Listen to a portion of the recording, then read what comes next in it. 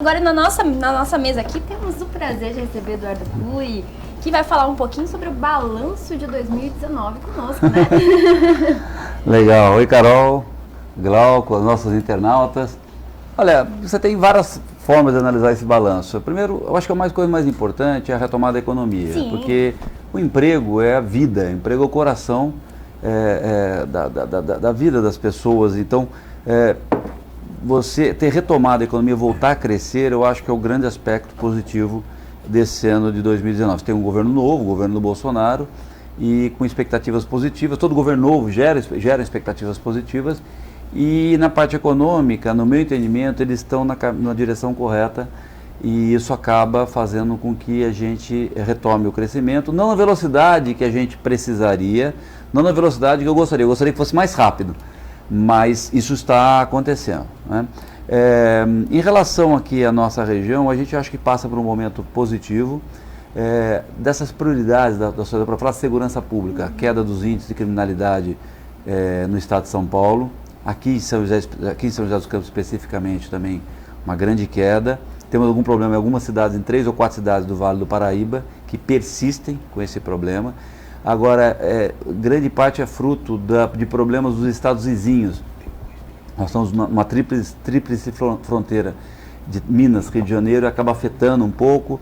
O pessoal lá apronta no Rio de Janeiro e corre para cá, e a primeira divisa é o Vale Histórico, e nós acabamos pagando esse preço, mas a prova de que é uma coisa localizada é que a maior cidade da região metropolitana do Vale, que é São José dos Campos, tem índices muito baixos de homicídios, né?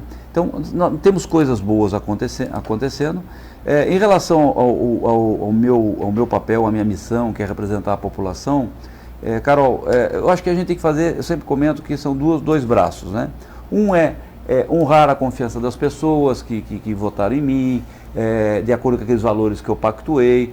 Cada deputado tem a obrigação de responder ao teu eleitor. Você tem eleitores dos mais variados matizes, dos mais variados pensamentos, e um deputado tem a obrigação de defender aquele que o elegeu, né? Outros pensam diferente, deve ter representantes que os representam. Então, sobre esse aspecto, e o outro braço que eu digo é defender a nossa região, brigar por ela, trazer recursos para cá. Sobre o aspecto de postura, eu procurei honrar, acho que eu procurei honrar aquilo que as pessoas acreditavam, aquilo que eu acreditava e aquilo que as pessoas votaram em mim acreditaram. Primeiro, em relação só estão as votações mais importantes e tal. Eu sou a favor da prisão em segunda instância, então eu votei a favor da prisão em segunda instância agora, alguns dias atrás. Em relação ao fundo eleitoral, eu sou contra o fundo eleitoral com dinheiro público, eu votei contra quando ele foi criado alguns anos atrás. E a semana passada, na votação do aumento do valor, um pequeno aumento enviado pelo presidente Bolsonaro, eu votei contra também. Uma série de outras votações, votei a favor do pacote anticrime do ministro Moro, votei a favor de todas as reformas econômicas para que o Brasil possa sair da crise, votei contra qualquer tipo de aumento de impostos, votei a favor de todas as medidas que simplificam a vida do cidadão. Resumindo, eu procurei votar de acordo com essas convicções. Eu tenho o orgulho, a satisfação, no ranking da Câmara do primeiro semestre, eu fui o deputado mais produtivo entre 513, fui o deputado que mais aprovou ou relatou projetos no primeiro semestre. Legal. O ranking do segundo semestre ainda não saiu, mas nós já sabemos que eu estou entre os 3 primeiros, entre 513, e segundo o meu assessor que acompanha isso, eu devo estar pontuando entre o primeiro de novo. Isso para mim é de muita satisfação. Perfeito.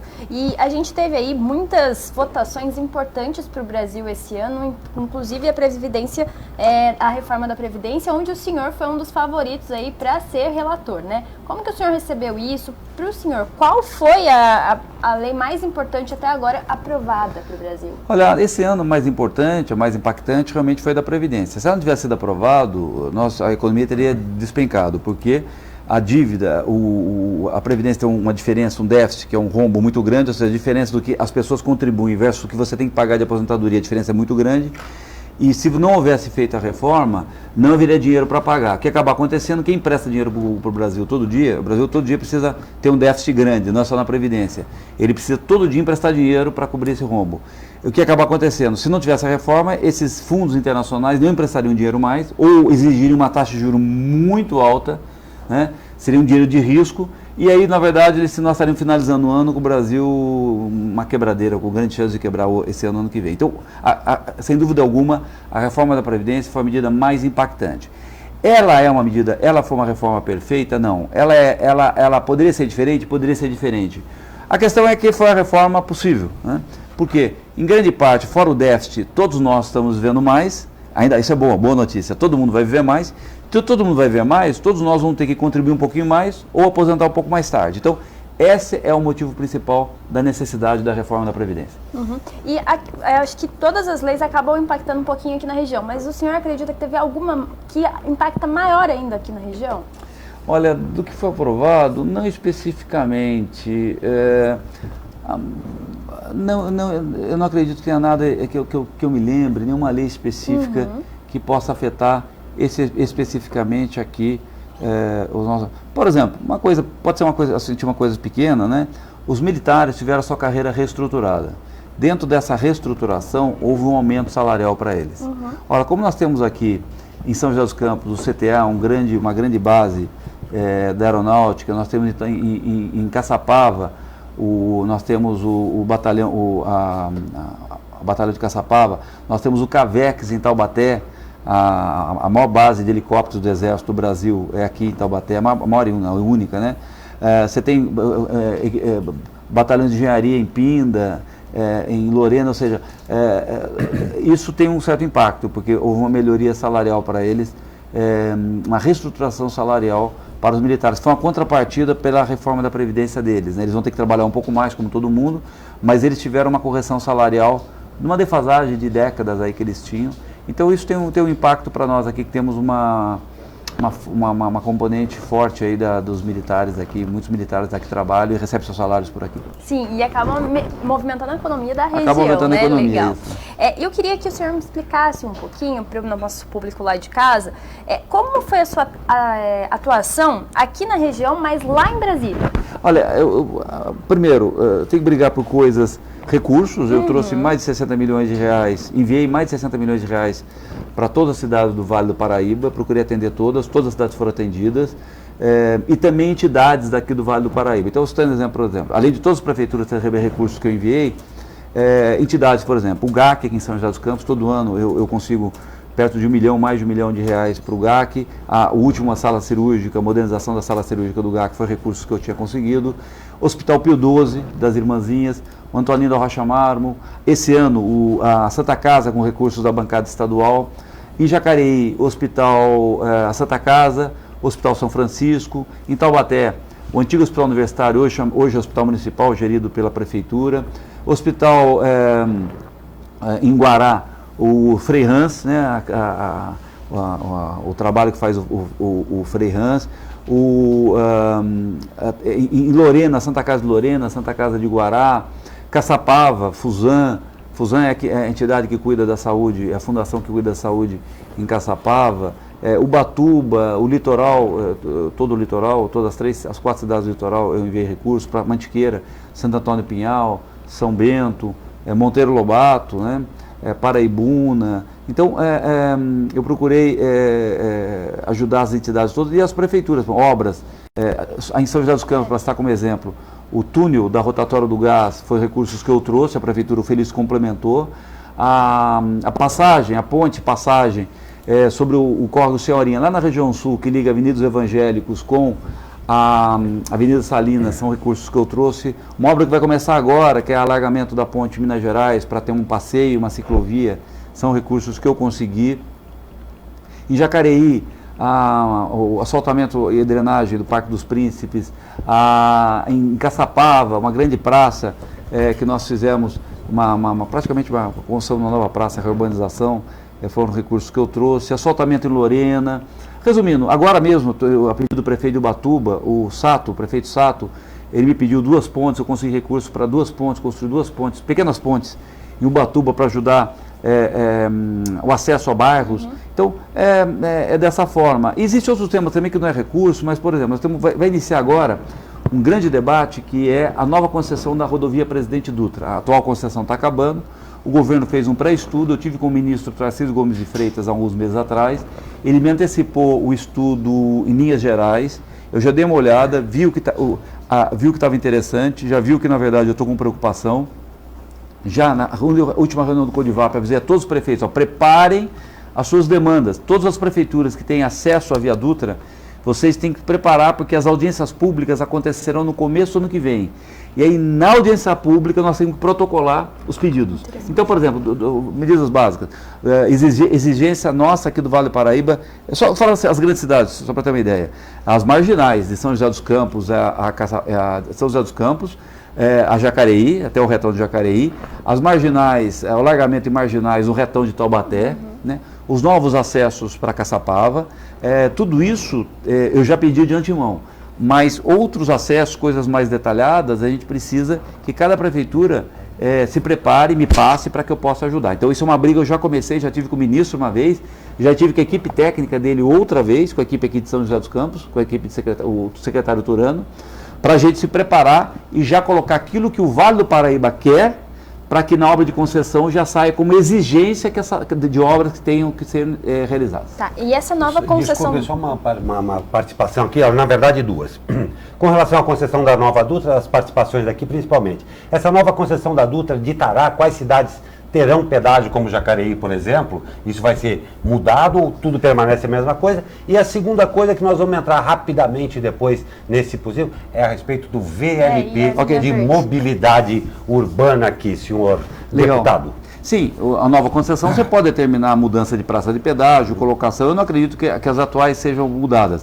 O que pode acontecer, e isso é positivo, é uma fragmentação. Hoje, a maioria das pessoas que andam na Dutra não pagam pedágio. Então significa que quem paga por essas pessoas. Então você tem grandes trechos, principalmente na chegada em São Paulo, na chegada no Rio de Janeiro, que as pessoas usam a Dutra. São trechos onde você tem o maior número de pistas, o maior número de congestionamento, o maior número de desgaste do asfalto, e eles não pagam pedágio. Então, seria bem-vindo que houvesse um fracionamento, ou seja, um número de praças maiores com valores menores, né? De forma que fosse mais democrático o pagamento e o uso da rodovia Presidente Dutra. Outra coisa que eles estão prevendo, veja bem, esse desenho não tem ainda, nós vamos saber só a partir da apresentação no início do ano que vem. Agora, uma coisa que eles já me disseram que eles pretendem fazer, e isso é iniciar já os testes de uma coisa que existe no primeiro mundo, que é você ter um tagzinho no seu carro, um sem parar, esse tipo de coisa, e você pagar pelo trecho utilizado, né? Então, se você utilizar pouco, você paga centavos. Se você utilizar Rio a São Paulo, você paga a tarifa cheia, proporcional. Isso faria com que mais gente pagasse e, com isso, diminuiria. Como nós aqui temos uma praça de pedágio, nós aqui do Vale do Paraíba temos um em Jacareí, nós temos uma em Roseira, né? E nós temos outra aqui em Guararema, né? Se eu não estou esquecendo, são essas três, né? Nós estamos com 3 praças de pedágio pesadas aqui. Essa medida, na minha opinião, ela aliviaria o preço do pedágio para nós. Então é uma medida que eu falei para eles que eu vejo com bom incentivo, com bons olhos. Fragmenta, né? O maior número de carros não está na nossa região, está na chegada de São Paulo, na chegada do Rio de Janeiro, na Baixada Fluminense. Se tivessem praças ou sistemas de cobranças eletrônicos, essas pessoas mais gente pagaria muito pouco, né? Ou seja, mais gente pagando pouco, poucos deixarão de pagar muito. Então, essa talvez seja a novidade na próxima concessão. Esperamos todos. Agora, a respeito, senhor Eduardo, do VLP. Sim. Para todo mundo, isso daí está muito em voga aqui, todo mundo querendo saber, e parece que tem boas notícias aí. Liberou uma verba aqui para a linha verde. É um projeto fantástico da linha verde, que é um projeto de reorganização urbana, de requalificação urbana, e dentro do projeto da linha verde da Prefeitura de São José dos Campos, o prefeito Felício, que foi uma idealização do prefeito Felício, existe um VLP, que é um veículo leve sobre pneus, que é um metrozinho de superfície, mas que usa pneus. E qual a vantagem dele? Se você precisar, ele pode sair do trecho principal, porque tem pneus, ele pode andar em qualquer outra via. É um projeto para vários anos, o Felício já fez a negociação com a empresa que tem as linhas de alta tensão para comprar, já comprou essas faixas. E agora, a grande notícia, o governador João Dória, aliás, foi um pedido meu e do Felício junto, nós tivemos há um tempo atrás, ele vai adiantar 35 milhões de reais para o início da primeira fase do VLP. Então, isso vai fazer com que ele possa ser construído com muito mais antecedência E ela vai ser por trechos, isso é uma obra muito cara, vai ter que ser feita ao longo de provavelmente 10, 15 anos, mas o primeiro trecho já tem recursos garantidos do governo do estado. Quero agradecer ao governador João Dória e o prefeito Felício pelo projeto, pela iniciativa. Bom, a gente ainda continua falando aqui de mobilidade. Aqui em São José dos Campos está tendo uma reclamação dos moradores em relação à passagem, né, que ficou a mais cara do Brasil. E as empresas de ônibus, por um lado, já estão reclamando também das gratuidades. Como que o senhor vê uma solução para isso? Olha, transporte público no Brasil, a tarifa não tem solução no curto prazo, porque o desenho do modelo federal para o transporte público nas cidades está equivocado. Todas as cidades de primeiro mundo, o transporte público ele é subsidiado. Você tem que bancar para que a tarifa não fique muito cara, né? Porque é interesse... Eduardo, por que subsidiado? Não tem que ser custo? Não. Porque é interesse de todos, mesmo daqueles que não usam o ônibus, que você tenha uma tarifa barata para que as pessoas utilizem o transporte público e não necessariamente usem o carro individual, porque o carro individual ocupa um espaço muito grande na via. Qual é o problema? Por que você não consegue fazer isso no Brasil? As prefeituras, elas não têm dinheiro para fazer isso. Porque a Constituição, no meu momento, nasceu equivocada. Jogou para o município saúde, por exemplo, onde qualquer país do primeiro mundo, quem faz a saúde é o Estado e o governo federal. Quem banca a saúde é o município. Então ele é obrigado a botar dinheiro em saúde e o governo federal não põe dinheiro no transporte. Então você tem uma falha de desenho de financiamento. Então o governo municipal não consegue subsidiar transporte público no Brasil. Não é São José não, nenhuma cidade consegue. Tem subsídio, mas não a ponto como deveria ser. No primeiro mundo, metade da tarifa é paga pelo poder público, até 2/3 da tarifa é paga pelo poder público, e aqui não consegue. Depois, as gratuidades. Foi numa época, não sei se olha, fazer demagogia, põe gratuidade aí, põe gratuidade. Foi colocando gratuidade e foi passando essa conta para o usuário.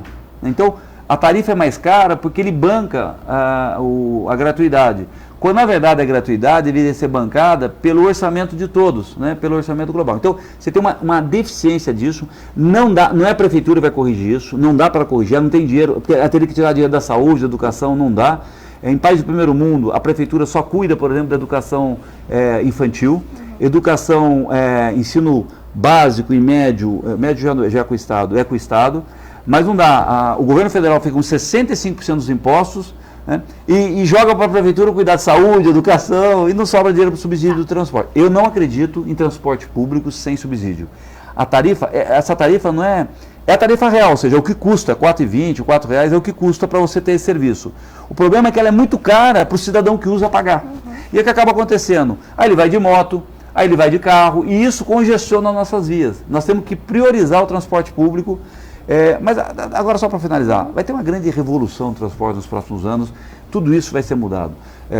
Com os veículos elétricos, com os carros autônomos. Na verdade, vai ter um carro, no futuro, dentro de 10, 15 anos, você vai ter um monte de carro elétrico, sem motorista, de um lugar ou 2 lugares. Você vai pisar na rua, apertar o botão do seu celular, o carro vai parar e vai te levar.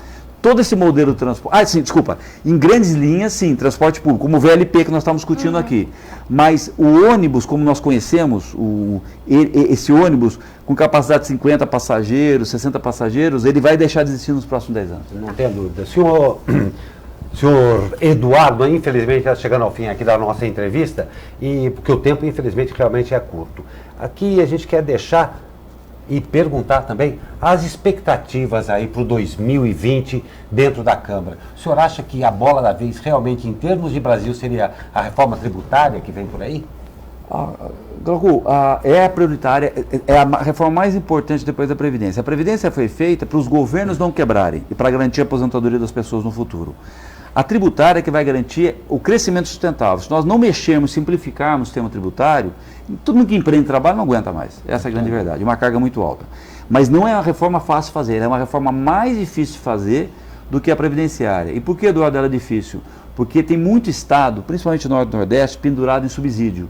Então eles falam que são a favor da reforma, mas eles trabalham contra a reforma. Então o governo precisa ser muito forte, tem muita determinação em fazer. Infelizmente o governo até hoje não enviou a proposta dele de reforma tributária. Então nós vamos precisar de um governo bem forte, um governo muito determinado para fazer essa reforma. Eu acredito que eu sou otimista, o ano que vem será um ano muito melhor que esse ano.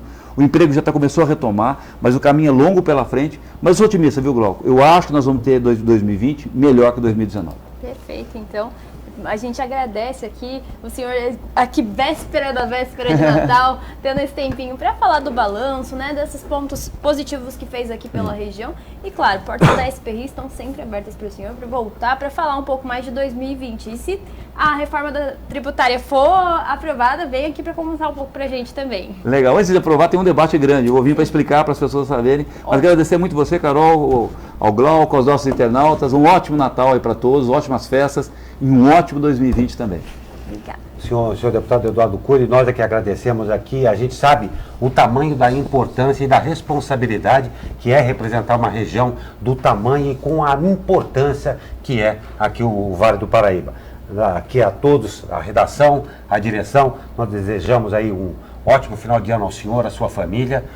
Muita força para a entrada desse ano, que creio, partilhamos com o senhor, que todos imaginamos que será sim um ano melhor para todos nós da região e do Brasil. E, claro, estamos sempre à disposição. Um ótimo ano novo, Natal e Ano Novo ao senhor e à sua família também. Obrigado para vocês também.